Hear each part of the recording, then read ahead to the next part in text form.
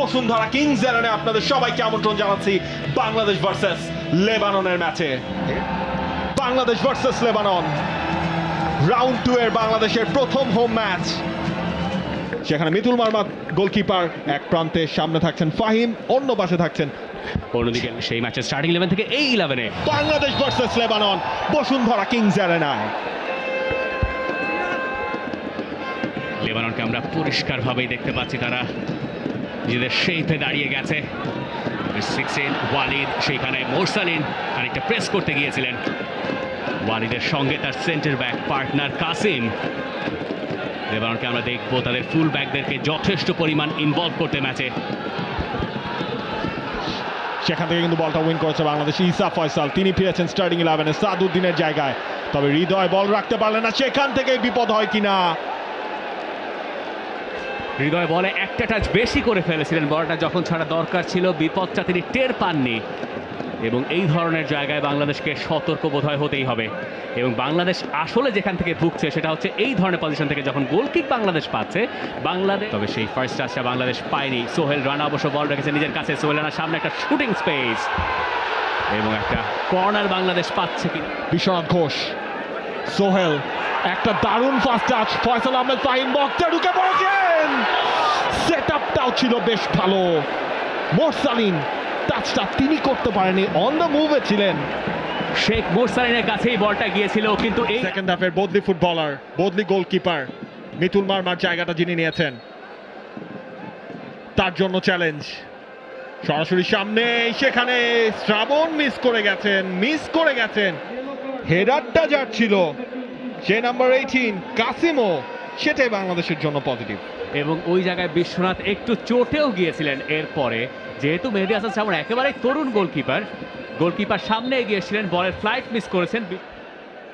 Move করতে দেননি সেখানে হৃদয়, তবে বা প্রান্ত দিয়ে হাসান মাতুক, তিনি পেয়ে গেছেন। হাসান মাতুক এখনো তার কন্ট্রোলে। হাসান মাতুকের সেট আপ, বিপদ হতে পারে এখনো, কিন্তু সেটা সম্ভাবনা রয়েছে। বক্সের ভেতর জটলা, সেখান থেকে দারুইজের শট, যে ক্রসটা ছিল বাঁ দিক থেকে সেটা পরে পেয়েছিলেন হাসান মাতুক। বক্সের ভেতরে অনেকক্ষণ ধরে বল হোল্ড করার চেষ্টা করছিলেন, ভালো ক্রস ছিল এবং ফিজিক্যালি হায়দার উইংয়ে 3 জন ফুটবলার লেবাননের, এবং সেটাই তারা কাজে লাগাচ্ছে।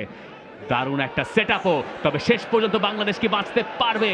শেষ পর্যন্ত শেষ রক্ষা বাংলাদেশের হচ্ছে না। শেষ দিকে গিয়ে বাংলাদেশ গড়বড় পাকিয়ে গোলটা হজম করেই বসলো, এবং যেখান থেকে বাংলাদেশকে গোল হজম করতে হলো সেটা নিতান্তই দুঃখজনক। যে গোলকিপার পরিবর্তন বাংলাদেশকে করতে হয়েছে সেটাই শেষ পর্যন্ত বাংলাদেশের কপাল পোড়ালো। 3 পতন নীরবতা এই বসুন্ধরা কিংস অ্যারেনায়। 68 মিনিটে বাংলাদেশের গোল কনসিড করা। লেবানন একটা উপহার পেয়ে সেটাকে কাজে লাগিয়েছে। মোরসালিন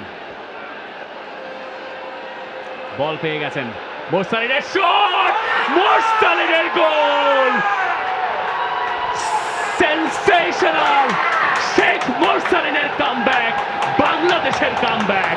বাংলাদেশ মরে না। প্রত্যাবর্তনের রূপকথা লিখতে পারে এই বাংলাদেশ। এই বসুন্ধরা কিংস অ্যারেনায় এই সাইডে মোরসালিন, তিনি গোল করেছিলেন আফগানিস্তানের সাথে ম্যাচে, জাতীয় দলে ফিরলেন এবং তার গোলেই বাংলাদেশ গ্যালারিতে প্রাণ ফেরানো। 18 কোটি। পরে অবশ্য বাংলাদেশ সেখান থেকে সরে এসছে। বাংলাদেশ এখনো বল ক্লিয়ার করতে পারেনি এবং লেবানন চোখ রাঙাচ্ছে। একটা কাটব্যাক গোলকিপারের কাছে, কর্নার কিক আরও একটা লেবাননের।